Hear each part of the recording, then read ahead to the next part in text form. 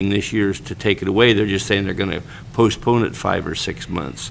Well, I think when they get into the real cash flow problem, I think they're probably going to end up taking it away. That's my push on it. You know, just a note that needs to be brought out. I read with real the other day how they're proposing to close 42 or 43 state parks to save $14 million. We just bought, the state of California just bought 3,000 acres called the Headwaters Forest, which has limited access and is surrounded by a timber company that's now in bankruptcy. We paid $500 million for that. So we bought 3,000 acres to spend of $500,000. Now we're closing 43 state parks to save $14 million. And on top of that, when we bought that and give the Texas financier, which you don't even spaced out California state sales tax or income tax, we done it with borrowed money. So that $500 million cash that we paid that Texan, now we're going to probably have to pay in the neighborhood of $30 million a year interest on that. So what a great deal our legislature did for us. I think that needs to be noted, be brought out.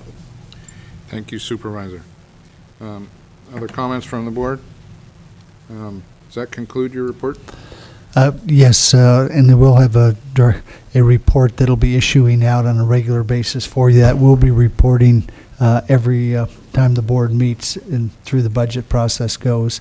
The other item that's under the CEO time, our office has been working with our General Services Director, right, and we now have a report that'll be regularly scheduled for your board and all the activities that are going on there. I'm quite surprised that when I meet with her, I'm surprised she doesn't have another person there, because she has so many items she's involved with, and she's giving you an abbreviated version that she's going to present to you today. But when I meet with her every week, she has a 4-page list of items to go over. So your GSA agency is a very busy agency and doing a lot of good work. So, Kristen? Good morning, Mr. Chairman and members of the board. Kristen McMenemy, your GSA Director. I've submitted a written report to you, and I'm just here to answer any questions you may have or any suggestions as to the format of this. And as Mr. Mitchell has alluded to, it's just a very abbreviated project list of those projects that I felt the board would be particularly interested in. To the board, we have the report. Questions to the report?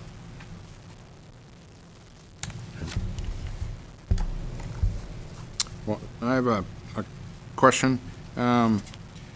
Is the discussion on business licenses coming through your office or through the tax collector? Tax collector's office. Okay. Yeah, we're awaiting that as well, because we're very anxious to have that done. Yeah, this is a very comprehensive report. You got a lot of things on your 4-burner stove. Yes.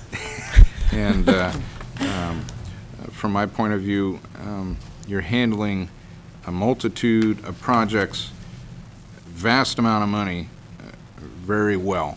Thank you. And I'd like to publicly state that you're doing an outstanding job for that department. Thank you very much. Other comments from the board? Thanks. Okay. Have a great day. Thank you. Okay, let's take up a couple items of routine business, backing up a little bit. We have approval of the minutes for January 8th before us. What's the wish of the board? So moved. Been moved. Do I hear a second? The 8th, I believe we received several days ago. Just this morning? Okay.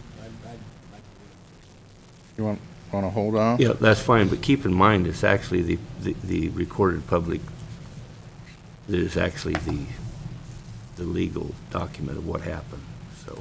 Okay, so we want to... Not necessarily, it really means nothing wording on our printed minutes. It's actually what the tapes are actually what is the legal document that. Okay, so what's the action? You want to continue these till February 5th? Fine. Is that fine? You redraw your motion? Yeah. Okay. The minutes will be continued to the next meeting of the Board of Supervisors.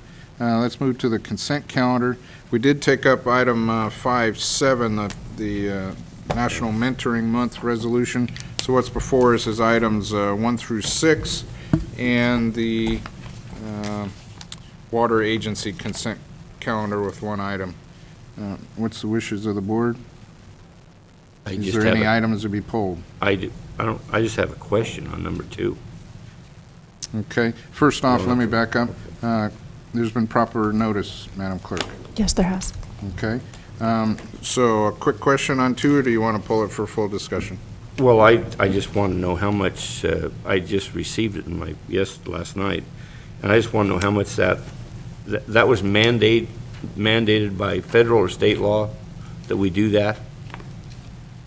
Which is This the right here, this plan right here. local hazard mitigation plan. This one right here. And what was the cost is what, why did we do it and what was the cost? Excuse me, it is a requirement that we fulfill that in order to be eligible for future grant activities from the federal government. So this makes us eligible for other funding sources. I believe, I'll have to ask Jennifer or Bill to come in and just run this concurrent with something else we're doing, but I believe that that was paid for through a grant for this amount of work that was done. So if we could just continue that for a few minutes while we get an answer to that question, I'll pop off an email. But the first part of your question is it makes us eligible for future funding. That's why it is that we undertook that process. But all federal funding or specials? It has to do with anything to do with disaster recovery. So. Okay, well, in an effort to continue moving down the agenda, let's, well, okay. There, we can take the item up now. Mr. Woodworth, please come forward. I have a couple questions in regards to the adoption of the local hazard mitigation plan, where the funds came from, and why it was required. Okay, why it's required.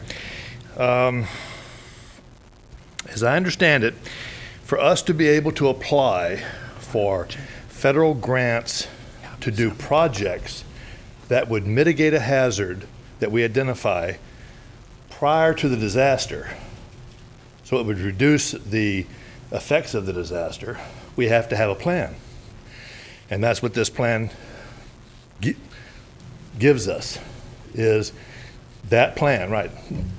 That identifies areas, identifies projects, identifies hazards, for us to be able to now go back and apply for specific projects. And how much did it cost? $79,500 for URS Corporation. And it was funded by a grant Funded by itself? it was called the PDM grant, Pre-Disaster Hazard Mitigation Program. It's a federal program that is run by the state OES. Okay. Supervisor Smith. Yes, I also wanted to comment on this item because I remember discussions that the board had, and I think that that it really happened in a timely manner. My recollection is that there was great community interest of trying to get this forward because there were community groups that had wanted to apply for funding, and then they found out about this actual component that they had no control over, only the county could execute, and without our execution of this document, they're not able to apply for funds. So That is accurate. I think it's gotten done in a timely manner. I had remembered a date further out that it was going to be completed, so it's great to see it before us in its final version. One specific on that is for the Fire Safe Council was very interested in seeing this go forward because there were some funding mechanisms for gorse eradication and invasive species that are serious fire issues in the county that they couldn't even begin the application process because this document wasn't in place. So That's I'm correct. glad that it's